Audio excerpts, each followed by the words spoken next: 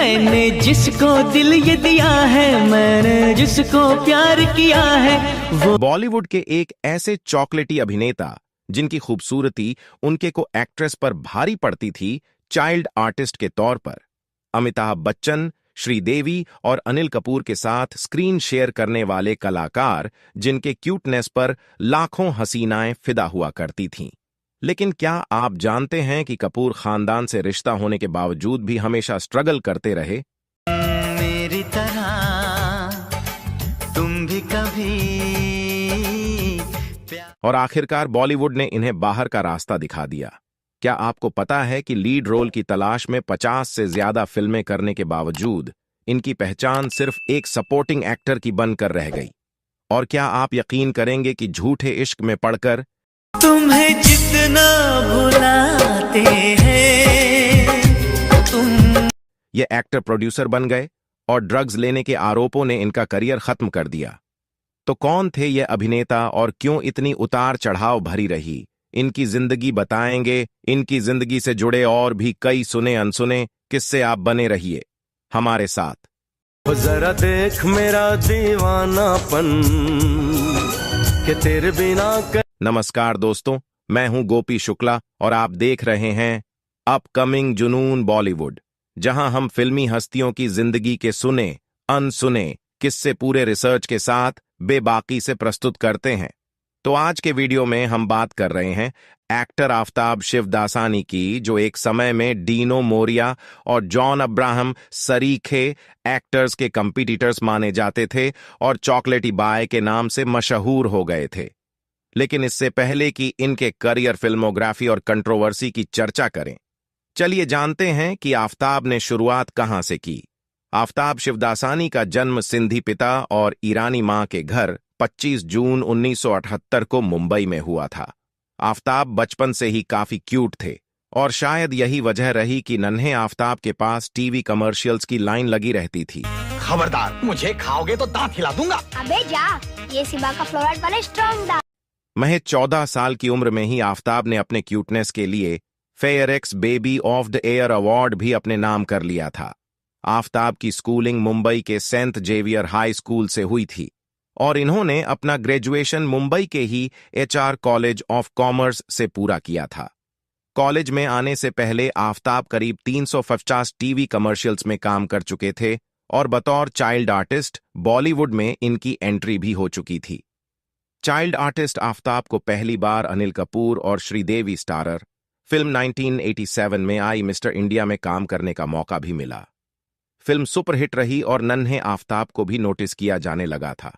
Mister India के बाद आफताब ने चाइल्ड आर्टिस्ट के रूप में और कुछ सुपरहिट फिल्मों में काम किया, जिनमें से 1980 आखिर में आई फिल्म शहंशाह, 1999 चालबाज, 1999 अव्वल नंबर, 1990 सीआईडी, 1994 इंसानियत शामिल रही।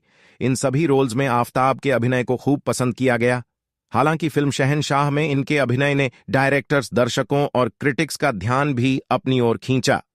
फिल्म में इन्होंने सुपरस्टार अमिताभ बच्चन के बचपन का रोल यानी इंस्पेक्टर विजय कुमार श्रीवास्तव के बचपन की भूमिका निभाई थी, जिसे खूब पसंद किया गया था। कॉलेज पास आउट करने के बाद आफताब को काम की तलाश थी और उन्हीं दिनों फिल्म डायरेक्टर राम गोपाल वर्मा अपनी फिल्म मस्त के लिए उर्मिला के अगेंस्ट किसी फ्रेश चेहरे की तलाश में थे। टैपली एस्पायरिंग एक्टर्स का ऑडिशन लेने के बावजूद जब राम गोपाल वर्मा को कोई पसंद नहीं आया, तब फिल्म की हीरोइन उर्मिला मातोंडकर की बहन ने डायरेक्टर साहब को आफताब के कुछ कमर्शियल्स दिखाएं और इनका नाम सजेस्ट किया। राम गोपाल वर्मा ने भी बिना देर किए आफताब को ऑडिशन के लिए बुला लिया। आफताब ने अपने एक इंटरव्यू में खुद बताया था कि राम गोपाल वर्मा ने उन्हें कॉल करके 1 घंटे के अंदर मिलने को कहा था। आफताब के पहुंचने पर राम गोपाल वर्मा ने उन्हें एक सीन समझाया और परफॉर्म करने को कहा। आफताब की परफॉर्मेंस देखने के अगले दिन ही राम गोपाल वर्मा आफताब के घर पहुंचे और कहा कि तुम मेरी अगली फिल्म मस्त के हीरो रहोगे। 1999 में आई फिल्म मस्त बॉक्स ऑफिस पर कुछ खास कमाल नहीं दिखा सकी। मेरी तरह तुम भी कभी। लेकिन इसके गाने हिट रहे और आफताब की एक्टिंग को भी खूब पसंद किया गया। फिल्म में अपने अच्छे प्रदर्शन के लिए आफताब ने बेस्ट डेब्यू एक्टर का जी सिने और स्टार स्क्रीन अवार्ड भी अपने नाम किया था। इसके बाद इन्हें 2001 में आई विक्रम भट्ट डायरेक्टेड फिल्म कसूर में काम करने का मौका मिला। इस फिल्म में आफताब नेगेटिव रोल में नजर आए, जिसे दर्शकों से लेकर क्रिटिक्स ने भी खूब सराहा और आफताब ने best actor in negative role का जी सिने अवार्ड भी अपने नाम किया था। आफताब के अच्छे प्रदर्शन के बदौलत इनके पास ढेर सारी फिल्मों के ऑफर्स आ गए। हालांकि ये सभी मल्टी स्टार फिल्में थीं, जैसे 2001 में आई प्यार, इश्क और मोहब्बत, 2002 में आई क्या यही प्यार है, आवारा पागल दीवाना, जानी दुश्मन और प्यासा, 2003 में आई डरना माना है, हंगामा और फुटपाथ, और 2004 में आई मुस्कान और मस्ती। इनमें से ज्यादातर फिल्मों में आफताब के रोल्स एक जैसे ही थे और इनकी कॉमेडी डिलीवरी डायलॉग्स को खूब पसंद किया गया था, लेकिन साथ ही इसे एक फूहट फिल्म भी कहा गया। हालांकि मस्ती के बाद 2005 से 2019 के बीच भी आफताब को सिमिलर रोल ही मिल रहे थे, जिनमें से ज्यादातर फिल्में मल्टी स्टार ही रहीं, जैसे 2005 में आई दीवाने हुए पागल, 2006 में आई शादी से पहले और अनकही 2008 में आई द ताली और मनी है तो हनी है, 2009 में आई आलू चाट डैडी, कूल एंड कमबख्त इश्क, 2012 में आई प्लेयर्स और 1920 ए विल रिटर्न और 2013 में आई ग्रैंड मस्ती, 2004 में आई क्या कूल है, हम 3 और ग्रेट ग्रैंड मस्ती और 2009 में आई फिल्म सेटर्स। इसके बाद आफताब ने कई फिल्मों में काम किया, लेकिन कहा जाता है कि इन्होंने अपने रोल को लेकर कोई एक्सपेरिमेंट नहीं किया और मल्टी स्टारर फिल्मों में सिर्फ एक तरह के रोल्स ही करते रहे, और शायद यही वजह रही कि फिल्मों में इनके होने या नहीं होने से दर्शकों को भी ज्यादा फर्क नहीं पड़ता था और धीरे धीरे इन्हें वो फिल्में भी मिलनी बंद हो गईं। तो साथ ही जानकारों का यह भी कहना था कि आफताब ने फिल्मों के सिलेक्शन में इतनी ज्यादा गलतियां की, आखिरकार इन्हें एक नॉन सीरियस एक्टर मान लिया गया था, जिसे फिल्म की स्क्रिप्ट या उसमें अपने किरदार से कोई मतलब नहीं रहा। जो मिला उसे साइन कर लिया, जिसमें उन्हें सबसे ज्यादा नुकसान उन कॉमेडी फिल्मों से हुआ जो बेहद अश्लील डायलॉग से भरी हुई थी। खैर, आफताब की पर्सनल लाइफ की बात करें तो 2009 में आई फिल्म आलू चाट में काम करने के दौरान इनकी मुलाकात फिल्म में काम कर रही है अभिनेत्री आमना शरीफ से हुई। फिल्म तो बॉक्स ऑफिस पर फ्लॉप रही, लेकिन आफताब और अमीना का प्यार परवान चरहच गया, मीडिया रिपोर्ट की माने तो आफताब अमीना के प्यार में इस कादर पागल हुए कि उन्हें हीरोइन के तौर पर बॉलीवुड में एस्टैब्लिश करवाने के लिए एडी छोटी का जोर लगा दिया, और फिर भी सफलता नहीं मिली तो आमना के लिए खुद ही फिल्म प्रोड्यूस कर डाली। ये फिल्म थी आओ विश करें। ये एक कॉमेडी फिल्म थी जो 2009 में आई थी, लेकिन फिल्म फ्लॉप हो गई। मन चुपके सारी दुनिया से छुपके तुमने ऐसी और आफताब और अमीना का रिश्ता भी कुछ कड़वे अनुभवों की भेंट चढ़ गया। आफताब को दूसरी बार प्यार तब हुआ जब वह एक बुक स्टोर के उद्घाटन में गए थे। आफताब लोगों को एड्रेस कर रहे थे, जहां मॉडल नींद 2 सांस फर्स्ट रूम में बैठी थी।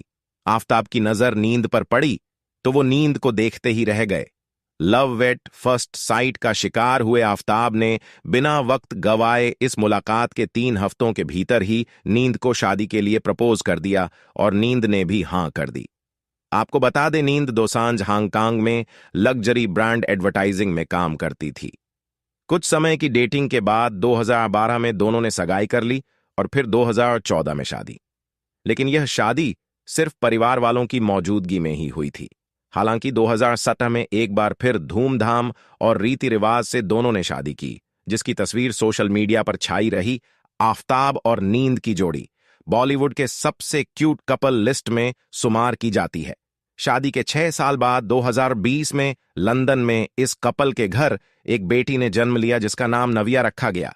बता दें कि आफताब की पत्नी नींद की बड़ी बहन परवीन दोसांझ की शादी एक्टर कबीर बेदी से हुई है, जिस लिहाज से आफताब और कबीर साड़ू भाई लगते हैं। बात करें कपूर खानदान से इनके रिश्ते की तो कम लोगों को ही पता है कि साधना के पिता और एक्ट्रेस बबीता के पिता हरि शिवदासानी सगे भाई थे, तो वहीं साधना शिवदासानी रिश्ते में एक्ट्रेस करिश्मा और करीना कपूर की मासी लगती थीं, और आफताब शिवदासानी एक्ट्रेस बबीता के भतीजे। इस लिहाज से आफताब शिवदासानी करिश्मा और करीना कपूर के मां मेरे भाई लगते हैं। खैर, आफताब से जुड़ी कंट्रोवर्सीज की बात करें तो 2005 में ऐसी खबरें आई कि आफताब शिवदासानी को पुणे के क्लब में निश्चित दवाओं के सेवन के मामले में पकड़े गए हैं। क्लब मैनेजमेंट का कहना था कि आफताब क्लब में बैठे निषिद्ध दवाओं का सेवन कर रहे थे, और जब क्लब के मैनेजर ने उन्हें वहां से जाने को कहा तो वो भड़क गए और मैनेजर को थप्पड़ जड़ दिया। और जब क्लब मैनेजर ने आफताब के खिलाफ कंप्लेंट की तो आफताब अपने पॉलिटिकल कनेक्शन का इस्तेमाल करके उस क्लब का लाइसेंस कैंसिल करवाने का प्रयास करने लगे। हालांकि आफताब से पूछे जाने पर उन्होंने ऐसी किसी भी घटना से इनकार कर दिया था। खैर, आफताब ने एक इंटरव्यू में खुद बताया था कि एक बार जब पैसा आने लगा तो उन्होंने पहले अपनी जरूरत को पूरा किया, फिर गाड़ी ली, घर लिया, लेकिन इसके बाद उन्होंने ऐसी चीजों में पैसे खर्च करने शुरू कर दिए जहां पर कोई जरूरत नहीं थी, यानी उन्होंने पैसों की वैल्यू नहीं समझी, और यहीं से उनके करियर का डाउनफॉल भी शुरू हो गया था। खैर, बात चाहे करियर की हो या निजी जिंदगी की, ढेरों उतार चढ़ाव देखने के बावजूद आफताब ने कभी हार नहीं मानी और हर बार वापसी का प्रयास किया। भले ही आफताब का फिल्मी करियर कुछ खास नहीं रहा, लेकिन प्रोडक्शन हाउस और इवेंट्स के जरिए ये आज भी अच्छी कमाई कर लेते हैं। आफताब अपने परिवार के साथ मुंबई में ही रहते हैं और काम में खुद को बिजी रखते हैं। अपकमिंग जुनून की टीम की तरफ से आफताब को उनके अपकमिंग प्रोजेक्ट्स के लिए ढेरों शुभकामनाएं। तो दोस्तों, आज का हमारा यह वीडियो कैसा लगा हमें कमेंट बॉक्स में जरूर बताएं। बॉलीवुड की किसी और स्टोरी के साथ अगले वीडियो में आपसे फिर से मुलाकात होगी। तब तक के लिए नमस्कार, जय हिंद, वंदे मातरम।